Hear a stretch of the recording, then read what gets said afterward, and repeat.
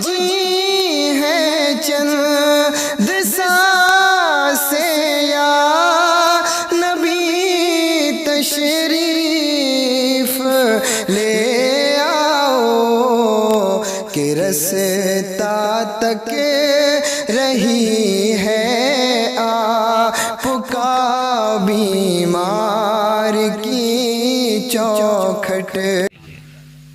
हम देखते हैं हमारी कौम में अगर जवान चारपाई पे बैठे हों, बड़े बूढ़े आ जाएं, कोई फर्क ही नहीं पड़ता, बस मोबाइल में उंगली रहती है। बाप भी अगर आवाज दे रहा है बेटे पानी ला दे, कि बस अभी 2 मिनट रुक जाइए, वो 2 मिनट में 10 मिनट खींच देता है। हमारे अखलाक ऐसे हो गए कि हमारे माँ बाप हमें आवाज देते रहते हैं और हम सुनने को तैयार नहीं। जरा सोचा करो, अगर माँ आवाज दे तो एक बार कब्र के बारे में सोच लिया करो। अगर बाप आवाज दे तो सोचा करो ये मोबाइल बख्शिश का जरिया बनेगा या बाप बख्शिश का जरिया बनेगा। गौर किया करो इन बातों पर। माँ बाप आवाजें देते रहते हैं, हम मोबाइलों में वक्त गुजारते रहते हैं। कितने घरों की कहानी बड़ी अजीब है। इतनी अजीब कहानी है कि रात को आए, हमें इन मोबाइलों ने इतना बेगाना बना दिया।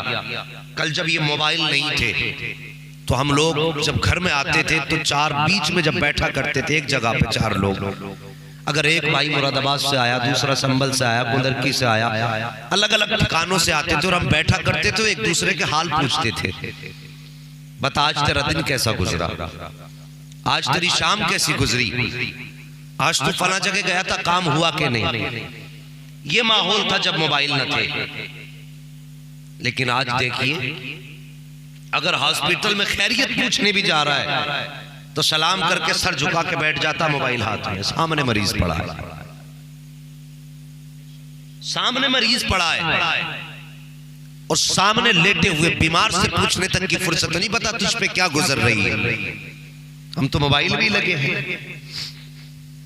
बूढ़े माँ बाप, बेटा घर से बाहर गया, परदेश गया या घर से बाहर गया सुबह से, माँ बाप को जवानों कुछ नहीं चाहिए, सिर्फ औलाद का प्यार चाहिए। ये बात ज़हन नशीन कर ले। माँ बाप को सिर्फ औलाद का प्यार चाहिए। वो नादान है जो ये कहते हैं ये हमारी दौलत के भूखे हैं।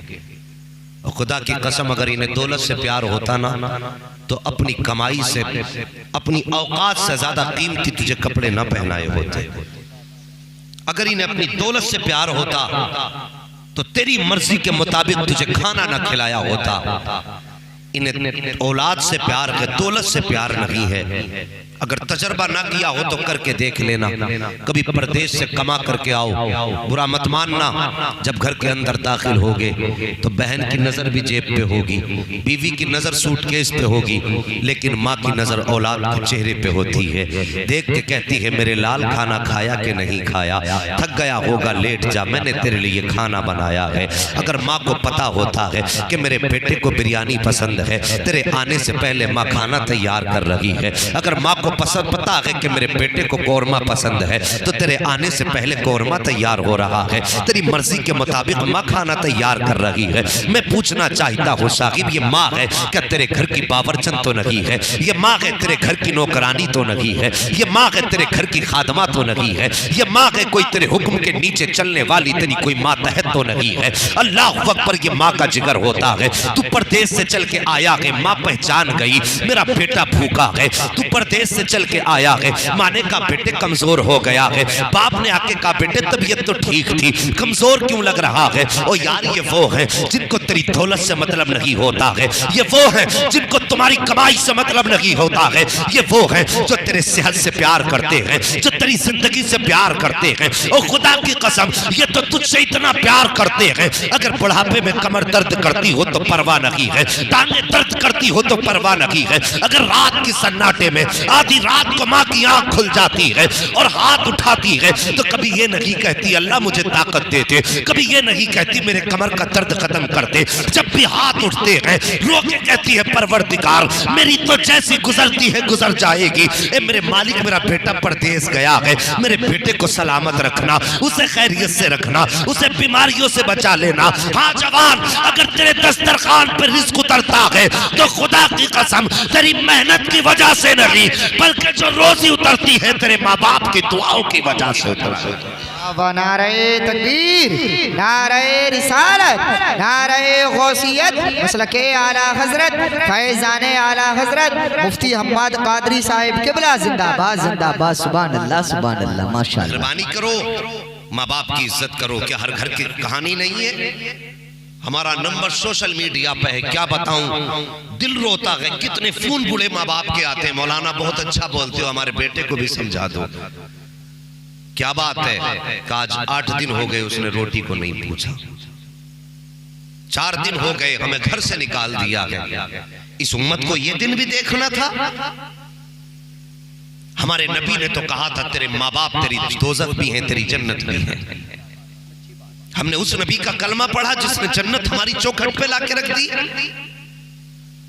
और आज हमारे बूढ़े माँ बाप, गर्मियों के दिन है, आप देखेंगे कितने बूढ़े माँ बाप या तो मस्जिद में दोपहर का वक्त गुजारते हैं या तेरे मेरे मकान के छज्जे के आगे बैठ के वक्त गुजारा करते हैं, या किसी घने दरख्त के नीचे जाकर के बैठ जाते हैं। कभी उनसे जाके पूछना चाचा क्यों बैठे हो, कहेंगे बस बेटे ठंडी हवा लग रही थी बैठ गया। नहीं, नादानी से ठंडी हवा नहीं लग रही है। खुदा की कसम हर बाप को औलाद के बीच रहना अच्छा लगता है। और फिर बुढ़ापे की वो उम्र जिसमें तन्हाइयाँ डसती हो, बुढ़ापे की वो उम्र जिसमें कोई बात करने वाला ना हो, जिसमें दिल चाहता है कोई मुझसे बात करे, कोई मेरा हाल दिल पूछे। इस उम्र में जाके अगर कोई बूढ़ा बाप दरख्त के नीचे बैठ जाए तो याद रखना, फिर ये मत समझना कि ठंडी हवा ने बैठाया है, बल्कि उसके अंदर झांक के देखना। अगर पूछोगे बाबा जरा सच बता क्यों आके बैठा है, क्या तुझे घर के अंदर जगह नहीं दी गई, उसकी आंख में आंसू आ जाएंगे। वो रो के कहेगा बेटे तूने सच कहा है, मेरा भी दिल चाहता था अपने बच्चों के बीच रहूं, लेकिन घर बैठता हूं तो बच्चे बैठने नहीं देते हैं। मेरा अपना बेटा कहता है घर में पड़े रहते हो, कभी बाहर निकल जाया करो। अब मेरी औलाद को मेरा घर में बैठना अच्छा नहीं लगता है। और लोगों जब बूढ़े माँ बाप अपना वक्त दोपहरी का दरख्तों के नीचे गुजारने लगे तो फिर पूछने की जरूरत नहीं है कयामत कब आएगी। समझ लो कयामत दरवाजे तक आ चुकी है। अगर बूढ़े माँ बाप किसी के मकान की दीवार के साए में बैठ के वक्त गुजारने लगे तो पूछने की जरूरत नहीं है कयामत कितनी देर में आएगी। समझ लो कयामत सर पे आ चुकी है। मेहरबानी करना, अपने माँ बाप को दोपहरी में घर से मत निकलने देना। ओ यार ये तेरा वो बूढ़ा बाप है, जब तू बच्चा था तूने कहा था बाबा मुझे नए कपड़े चाहिए, इसकी औकात न थी तुझे नए कपड़े पहना देता, लेकिन जिस दिन तूने कहा था नए जूते चाहिए उसी दिन अपनी फैक्ट्री में गया था और जाने के बाद कहा था मालिक मुझे कुछ एक्स्ट्रा मजदूरी दे दी जाए। मालिक ने कहा था पैसे कैसे देगा, तब इसने कहा था ओवर टाइम ड्यूटी करूंगा, तेरा कर्जा चुका दूंगा, लेकिन आज मैं खाली हाथ घर नहीं जा सकता। मालिक ने पूछा था क्यों नहीं जाएगा, हर दिन तो जाता रहा है। तो तेरे इसी बाप ने कहा था आज मेरे बेटे ने मुझसे जूतों का सवाल किया है, आज मेरे बेटे ने मुझसे कपड़े का सवाल किया है। अगर खाली हाथ जाऊंगा तो बेटे का सामना कैसे करूंगा, अगर खाली हाथ जाऊंगा तो औलाद का सामना कैसे करूंगा। और जवान तुझे खुदा का वास्ता है अपने बाप को धूप में मत निकलने देना। अगर बूढ़ा बाप धूप में निकले हाथ पकड़ के कहते ना बाबा पूरी जिंदगी मेरे लिए धूप में गुजारी है, अब मैं जवान हो गया हूँ, मैं तुम्हें धूप में नहीं गुजरने दूंगा। और खुदा की कसम खा के कहता हूँ तू यहाँ बाप की ठंड का इंतजाम कर दे, कब्र में मुस्तफा आकर के तेरी ठंड का इंतजाम कर। नारे तकबीर, नारे रिसालत, नारे गौसियत, मसलके आला हजरत, फैजाने आला हजरत मुफ्ती हम्मद रजा साहिब किबला कादरी जिंदाबाद जिंदाबाद। सुभान अल्लाह सुभान अल्लाह, माशाअल्लाह। अपने माँ बाप को घर के अंदर ठंड फराहम करनी है। माँ बाप के हाथ में पंखा दे दिया और अपने सर के ऊपर पंखा है। लाइट है तो लाइट से चल रहा, नहीं है तो इन्वर्टर से चल रहा, फिर वो भी नहीं है तो वो धूप वाली प्लेटें लाके लगा दी।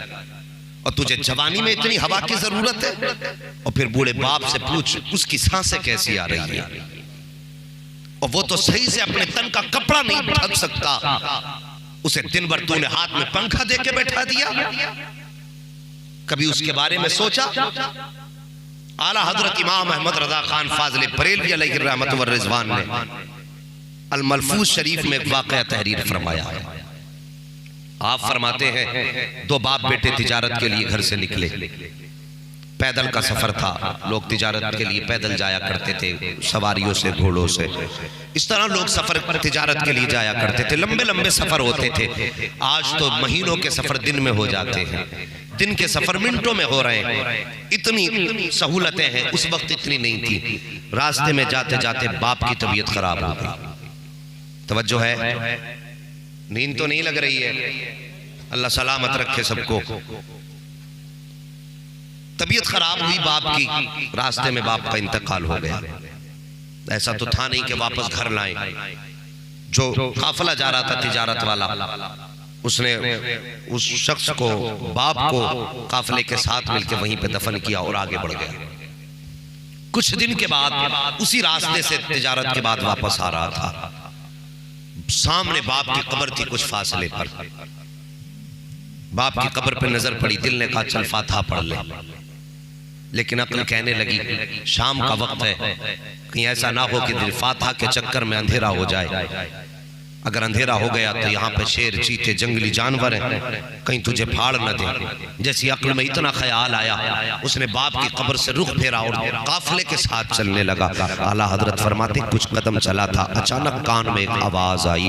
उस आवाज का आना था कि बदन कांप गया, जिस्म का रोंगटा रोंगटा खड़ा हो गया। वो आवाज किसी शेर और चीते की न थी। आला हजरत फरमाते वो उसके मुर्दा बाप की आवाज थी। उसने कहा था मेरे लख्ते जिगर, मेरे नूरे नजर, तू अपने बाप की कब्र से यूं मुंह मोड़ के जा रहा है कि तुझे जान से इतना प्यार है कि अगर तू फातिहा पढ़ेगा तो तुझे जानवरों का डर लगता है। उसने कहा था ए मेरे बेटे, काश अगर मेरी जगह पे तू होता और तेरी जगह पे मैं होता। मेरे लख्ते जिगर, तूने सूरज को छुपता देखा, अपनी जान की हिफाजत के लिए तूने बाप की कब्र पे हाथ उठाना भी गवारा नहीं समझा। तो सुन, अगर मेरी जगह तू लेटा होता और तेरी जगह मैं होता, लख्ते जिगर नूरे नजर, अगर तेरे और मेरे बीच के इस फासले में कोई अंगारे भी बिछा देता, मेरे बेटे मैं अंगारों पे गुजर के आ जाता, लेकिन तेरी कब्र पे फातिहा पढ़े बगैर वापस ना जाता। अल्लाह अकबर, ये बाप का जिगर हुआ करता है। हाँ साकिब, माँ बाप से मोहब्बत किया करो, इनकी कद्र किया करो। अगर आखिरत के लिए बहारें चाहते हो,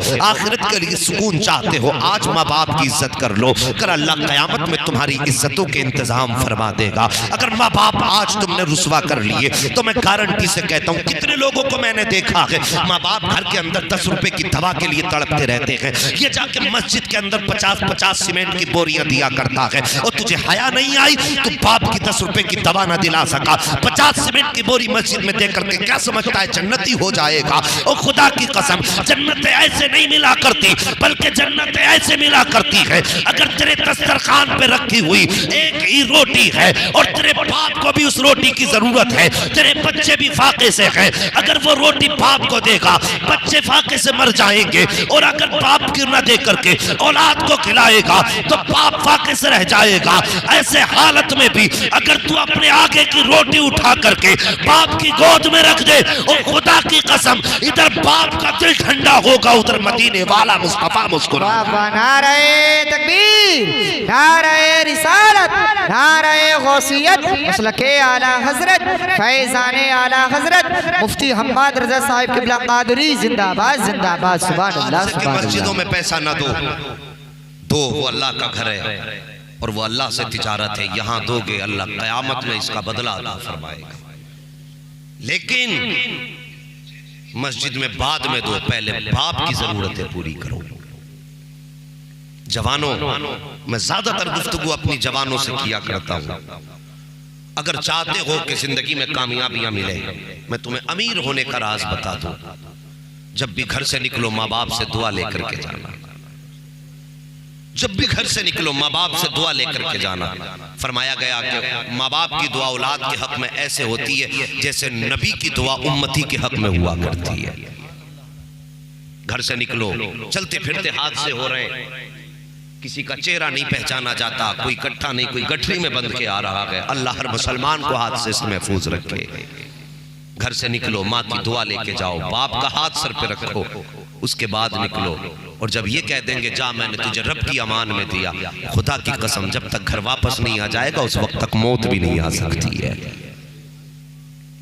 मेहरबानी करो, घर से निकला करो, माँ बाप से दुआएं लेके निकला करो। आज बंदा कहता कारोबार में बरकत नहीं है, तावीज दे दो, मियाँ भी बहुत डट के तावीज दे देते हैं, 6-6 लटका दिए गले में। ओ भाई, मैं अगर माँ बाप नाराज है, इनसे दुआएं नहीं ले रहे हो तो पूरा कुरान गले में लटका लो, कोई फायदा नहीं होगा।